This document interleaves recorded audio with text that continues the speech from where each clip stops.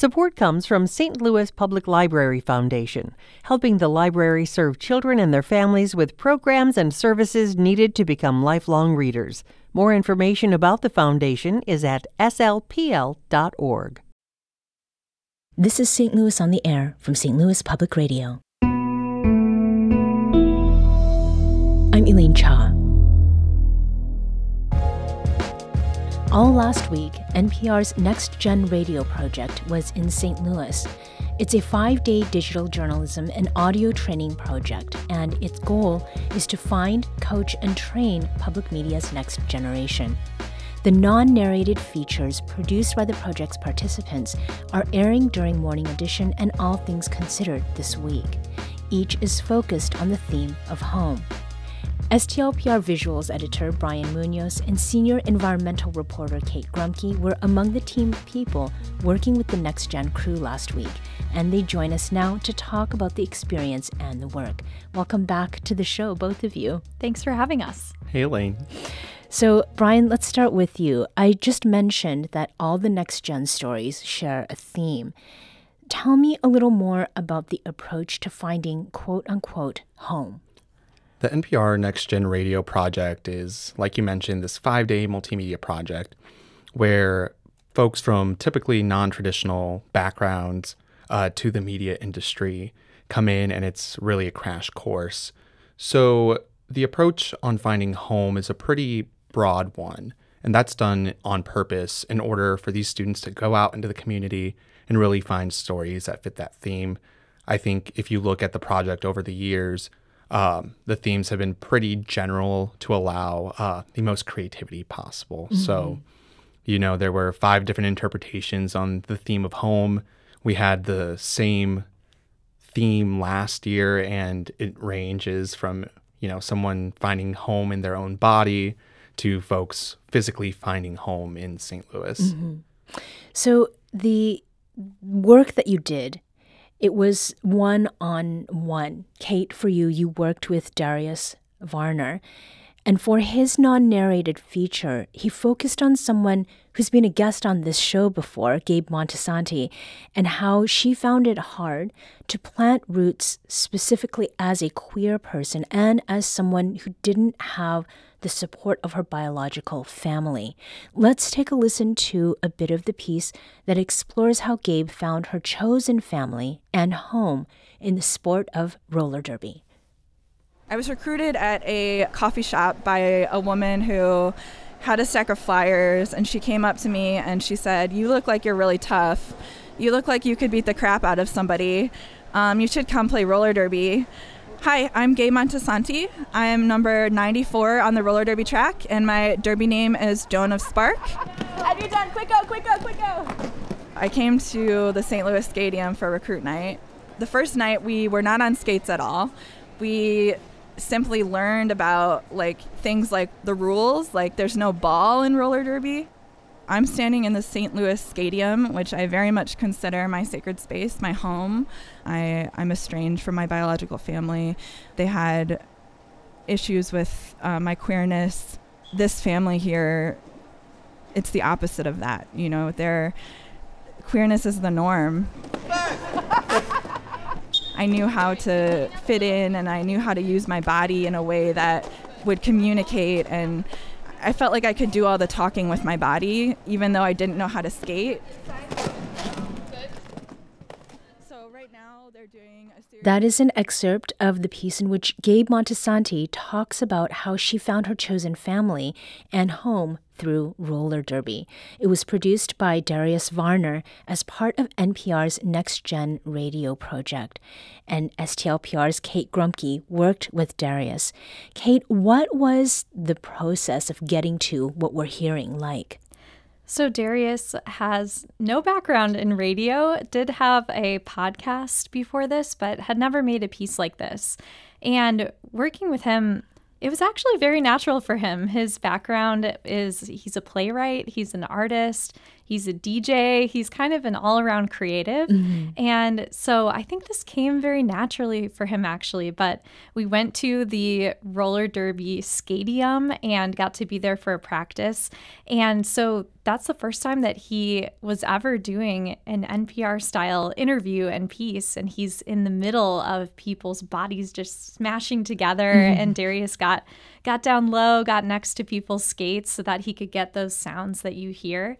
And I think that the process for anyone who does this is very intense. This is a big thing to put together a piece like this in just a few days. But altogether, it came out great. And I think for all of the pieces, you would never know that these are people who generally haven't worked on something like this before. Can you also explain a little bit more about why Gabe chose to come to St. Louis, and maybe why the way Darius's piece came out sort of speaks to some of that? Yeah, so Gabe came to St. Louis to be a writer.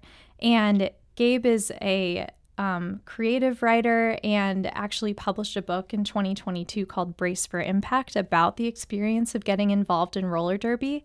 And so when Gabe first came to St. Louis, she was looking for a way to connect to the city, and roller derby was what came in for her right away. But she said that throughout that experience, she kept getting injured. And especially right away, she actually injured her thumb, which made it impossible for her to write. And that was the whole reason that she came to St. Louis.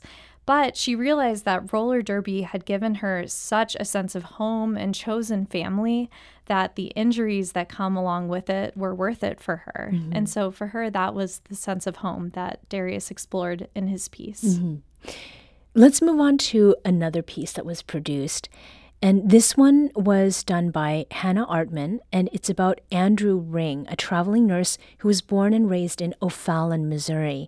He talked about home being a feeling and how when he was traveling for work, he'd bake the St. Louis delicacy of gooey butter cake to capture that feeling of home.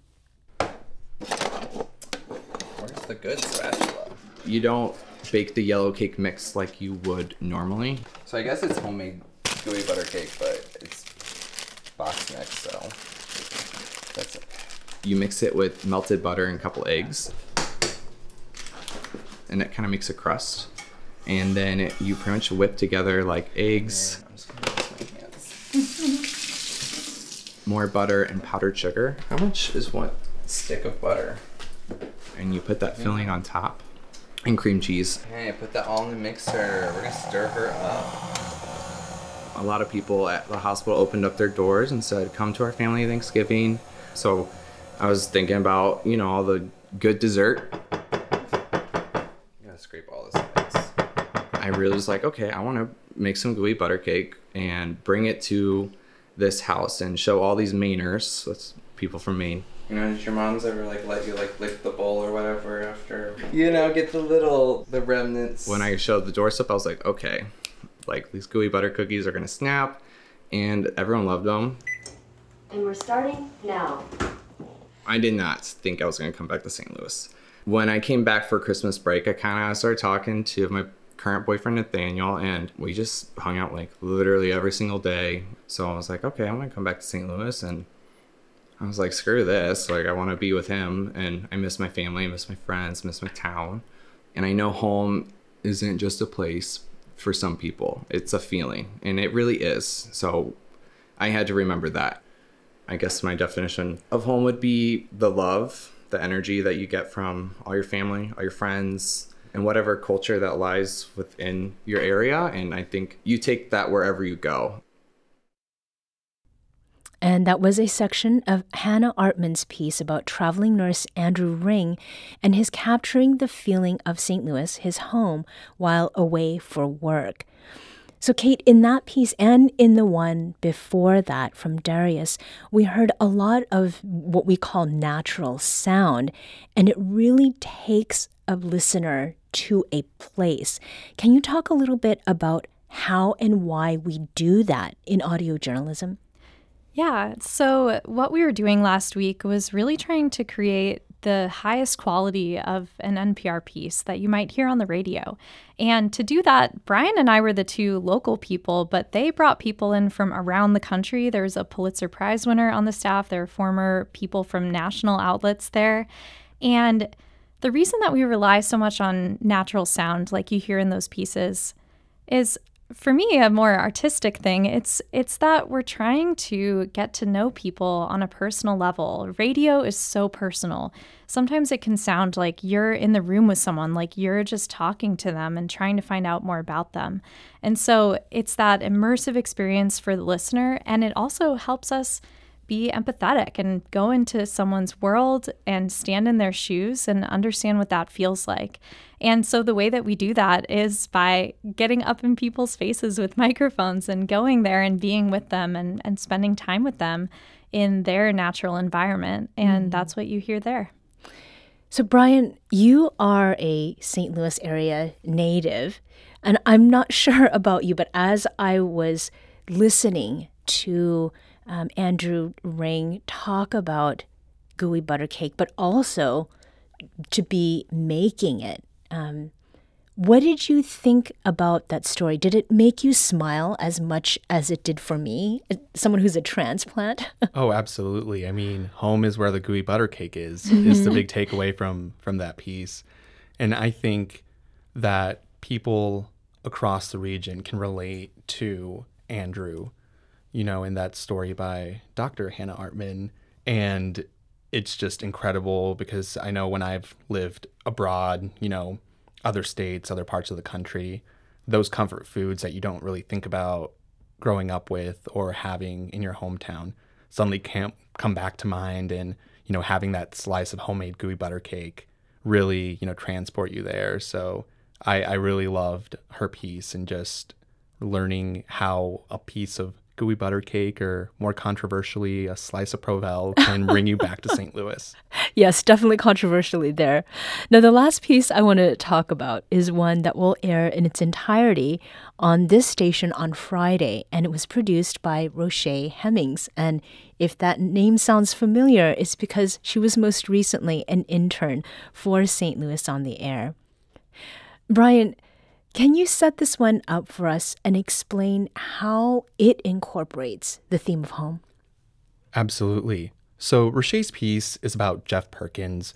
He's a 33-year-old DJ from University City currently, but grew up in Kansas City along with his mom and a big family of aunts and others who were really integral to his upbringing, and they were all super passionate about music and what music could bring to their home, you know, to their relationships.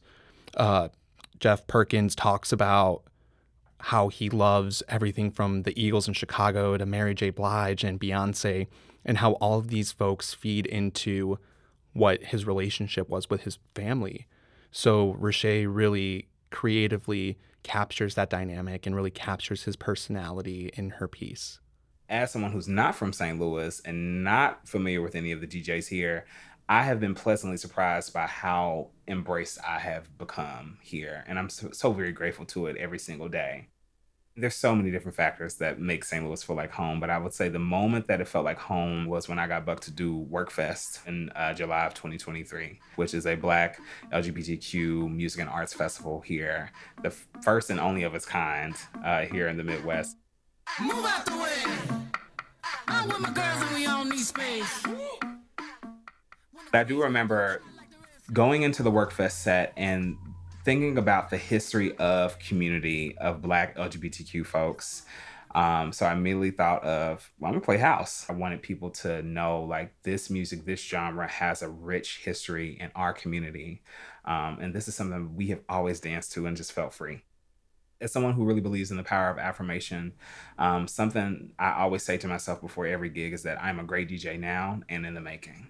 And that for me is recognizing my greatness in the present, but also to recognizing how much more great I'm going to become. I consider myself a big dreamer, and I'm going to continue to go after those big opportunities that scare me, because I believe that what I see for myself and what I desire for my life are bigger stages, But for now, something that I am focused on in terms of what's next is just continuing to just hone my craft and continuing to just build a sense of community around me and really just share all of this creativity with people, because it really is just something so special.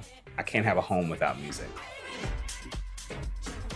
And that's Jeff Perkins, whose DJ name is DJ PB and Jeffy, talking about his sense of home. And that piece was produced by Roche Hemmings, also a journalist now and in the making. So Brian, what else stood out to you about that piece? Roche just brought out Jeff's personality through and through. Listening to it at the first time, I was amazed. And her mentor, Katie Conans, is the head of the audio program at NASA, and they just blew it out of the park, really connecting Jeff's story to folks in our community. And I think that's what this program really seeks to do, not only train up and mentor local talent, but finding ways for local people to tell local stories. And we really feel like that's important. So Brian, the position that you hold, you are our visuals editor at STLPR. And to each of these audio pieces, there's a web story that people can find on our website, stlpr.org.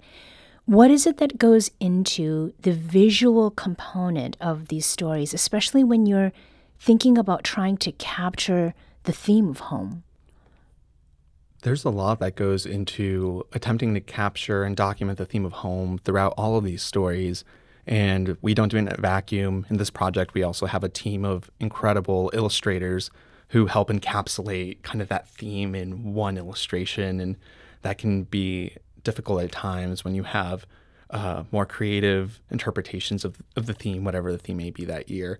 But, the things we're looking out for in the photojournalism space are those moments, those images that really make someone's personality shine. And I saw behind the scenes images of Roche climbing on tables and chairs, getting down underneath tables, getting close, getting far, going beyond what meets the eye. And she came back with incredible work of DJ PB and Jeffy, playing his set here at a local arts bar, and, the folks that are enjoying that music too, and really showing that connection. So all in all, we're really, whether it's the audio component, illustration, video, whatever it is, in this space of journalism, we're trying to connect our community together. And I think that's really important to do now more than ever. So now that you are done with this particular iteration of NPR's Next Gen Radio project, Kate, what are your main takeaways as someone who's a mentor, and what the project is trying to accomplish? So what Jeff said, I'm a great DJ now and in the making, that became kind of a mantra for the mentees last week, that they are great journalists now and in the making. And I hope that that's the takeaway for them, because it was for me too, that everyone has these natural skills of curiosity and empathy.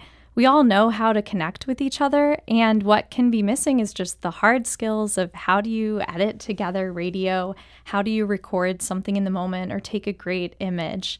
And so I hope that that is the takeaway, that we are great now, but we are also going to be great in the future. We're in the making, and we should all be seeking out new skills and pushing ourselves. Do you agree with Kate? Are there other takeaways that sort of rose to the top for you, Brian? Oh, 100%. I think in addition to what Kate said, making time to rest, emphasizing rest, not overworking yourself, being able to set boundaries, those are all concepts we really, really emphasize for these emerging journalists. To build those good habits now versus later. And really that affirmation of, you can tell stories in your neighborhood, you can do this. I think a lot of times, even with some of the mentees that we spoke with, they mentioned, oh, I didn't want to finish the application, or I didn't think I was good enough for this.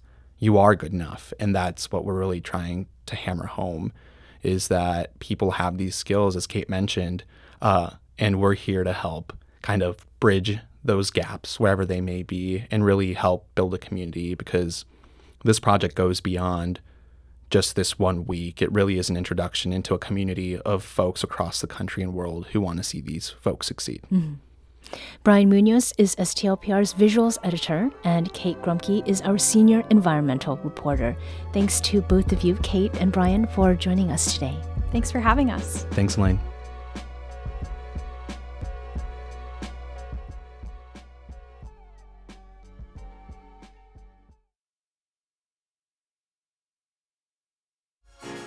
Today's episode was produced by our executive producer, Alex Hoyer. Audio engineering and podcast design by Aaron Dorr. St. Louis on the Air is a production of St. Louis Public Radio. Understanding starts here. Do you find yourself regularly listening to episodes of St. Louis on the Air? Suggest us to a friend you think might enjoy our conversations. And leave us a review and rating on Apple Podcasts on the App Store. It's the simplest way to help people discover our show. Thanks. St. Louis Public Radio is a member-supported service of the University of Missouri St. Louis.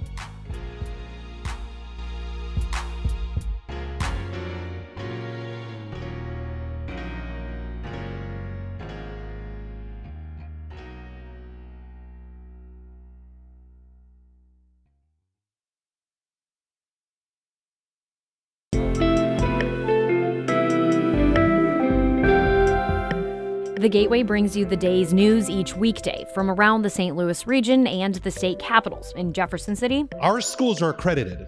We don't need this bill. And Springfield. How many more years must pass before lawmakers see time is of the essence? I'm Abby Larico. Join me each weekday for The Gateway on the STLPR app or wherever you get podcasts.